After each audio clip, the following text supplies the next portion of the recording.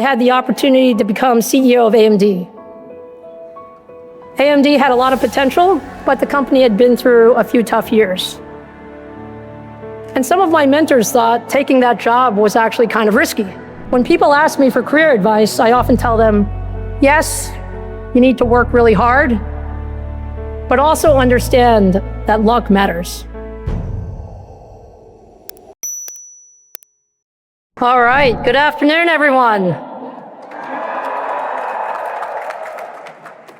President Kornbluth, Chairman Gorenberg, trustees, faculty, family, friends, and most importantly, the MIT class of 2026, congratulations. You've earned this. And I can tell you that standing here feels very different than I expected. I've given a lot of talks over the years, but this one is quite personal. And as you can imagine, with Murphy's Law, I somehow managed to lose my voice this week. So please bear with me if I sound a little rough. But I couldn't be happier to be here with you. And if I give you a little bit of my story, I came to MIT in the fall of 1986. My parents dropped me off at Next House. I was 17 years old, born in Taiwan, raised in Queens, and I was pretty sure I was good at math. Then, of course, I walked into 6001 and 6002. And within about 2 weeks, I realized that there were a lot of people at MIT who were very, very good at math. And I remember staring at those first problem sets thinking, my goodness, these are super hard. And I'd never really pulled an all-nighter until freshman year. It was a new experience, but it was a lot of fun doing it together with your classmates. Now, MIT has this incredible way of pushing you further than you thought you could go. You wrestled with the problem, you blew up a circuit or two. Yes, some of you may have. Yeah. And then somehow the thing worked. And suddenly you realized that you could build something real. And that's when I started feeling like an engineer.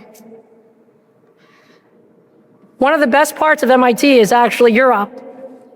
The opportunity as an undergraduate to work on real research. And that actually truly changed my life. My first Europe was in Professor Hank Smith's lab in Building 39, which Anantha tells me we're decommissioning and moving, making X-ray lithography mask blanks for a grad student.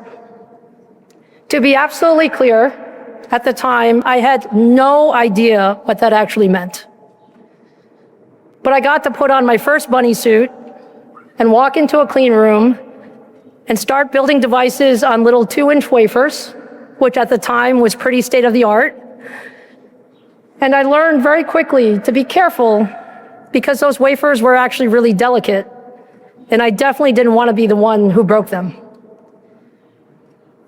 But I ran a bunch of experiments. Most of them didn't work the way we expected, and so we adjusted and we tried again, and it was the coolest thing ever. For the first time, I wasn't just learning about technology in a classroom. I was part of a team trying to discover something new. And I remember thinking, wow, we can build things this small, things tiny enough to fit on a die the size of a coin, but powerful enough to change the world. And that's when I fell in love with semiconductors. Later, I had the privilege of working with Professor Dimitri Antoniadis, who became my PhD advisor. And that was where I really learned how to solve problems. I remember spending weeks in the clean room fabricating devices, and then bringing my wafers up to the test lab, only to discover they didn't behave the way I expected at all. And so I'd go back to Dimitri's office, and we'd figure out what we should do next. And looking back, that was probably where I grew the most at MIT.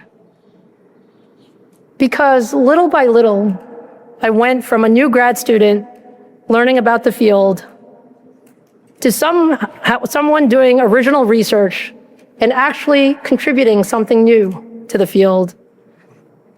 And along the way, I started believing in myself. Not the confidence that I would always know the answer, but the confidence that even when I didn't know the answer, I could figure it out. What I realize now is MIT was teaching me something much bigger than semiconductor device physics. Mens et manus, mind in hand. When I was a student, I thought it was just a motto. Now I think it captures exactly what makes MIT so special. MIT teaches you to think deeply, but it also teaches you to build, to test ideas, to keep going when the first experiment or even the fifth experiment doesn't work.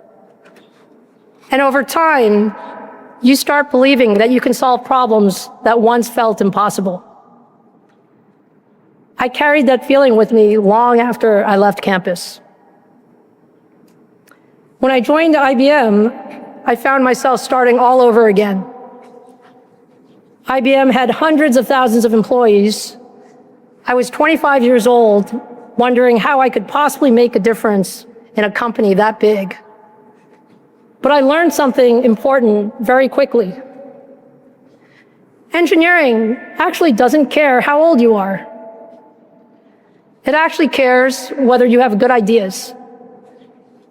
And one of my mentors told me something that I've never forgotten. Run towards the hardest problems. At the time, I'm not sure I really knew what that meant, but I now realize this was the best advice I've ever received. Hard problems really teach you what you're capable of. So fast forward a bit. 12 years ago, I got a chance to put that lesson to the test. I had the opportunity to become CEO of AMD. AMD had a lot of potential, but the company had been through a few tough years. And some of my mentors thought taking that job was actually kind of risky. But for me, this was my dream job. This is what I'd been training for all those years. The opportunity to work at the bleeding edge of technology on problems that really mattered. And the first thing we had to do was figure out what we wanted to be when we grew up. This is a big company that had to figure this out. We made a long-term bet that high-performance computing would be the most important technology of the future. And we gave our talented team the room to think big. And over the next several years, we built technology to enable the most powerful computers in the world. And I can tell you through all of it, I used every skill that MIT ever taught me, and then some. I was trying to put it in words, and I decided that calling it the engineer's instinct was kind of the right thing. It's the ability to face what seemed like an unsolvable problem, break it down, and methodically work through it step by step. But I also learned something else. The engineer's instinct is even more powerful when it becomes shared by a team. And the greatest satisfaction of my career has been bringing people together to do something more than any of us thought was possible. And that brings me to today and where you guys are. Over the last few decades, we've experienced several major technology shifts. The internet changed how we communicate. Mobile computing changed how we live. Cloud computing changed how we work. And now we're at the beginning of the AI wave.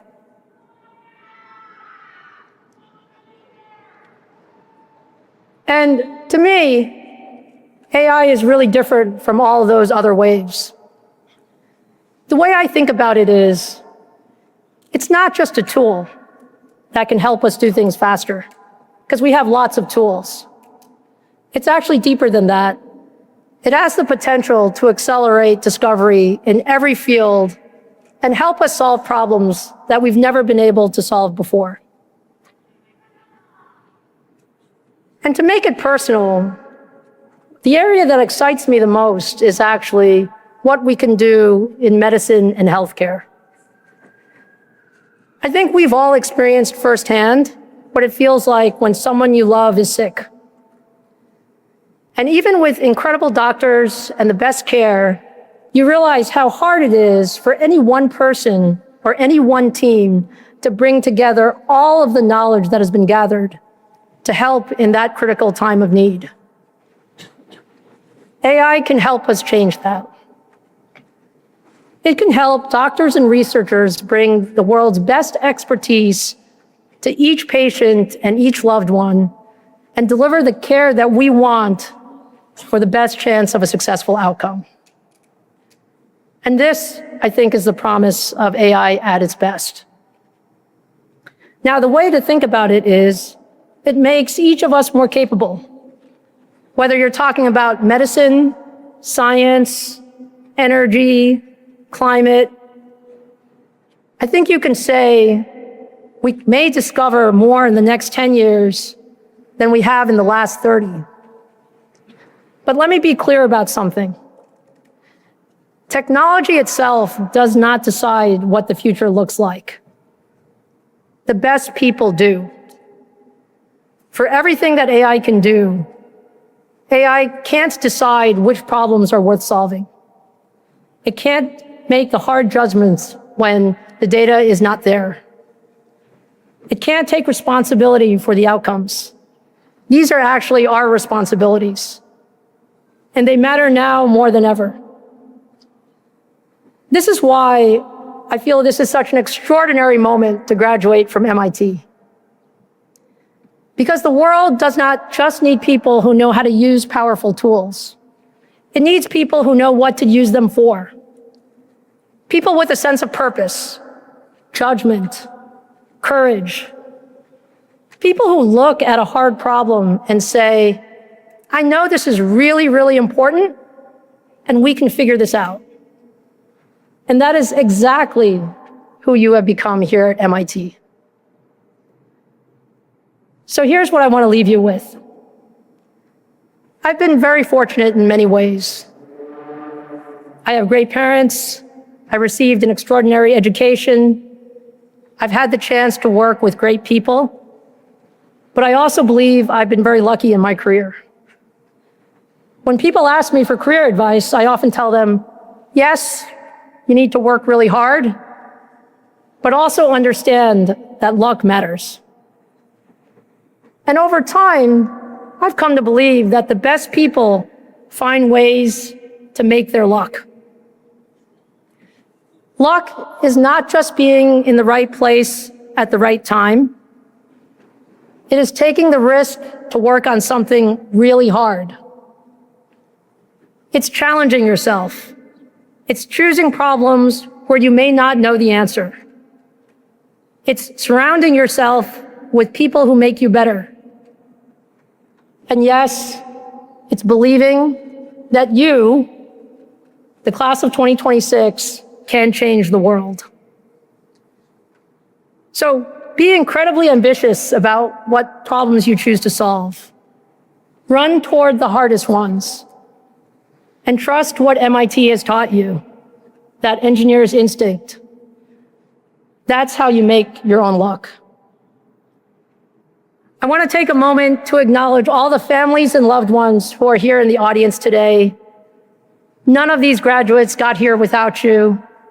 Thank you for believing them, supporting them, and helping them reach this moment. This achievement belongs to you too. And to the class of 2026, remember, somewhere in the years ahead, you're going to walk into another room where you have absolutely no idea what you're doing. You've done this before. Go figure it out. And as one MITer to another, I am incredibly honored to be here with you today. Congratulations, class of 2026.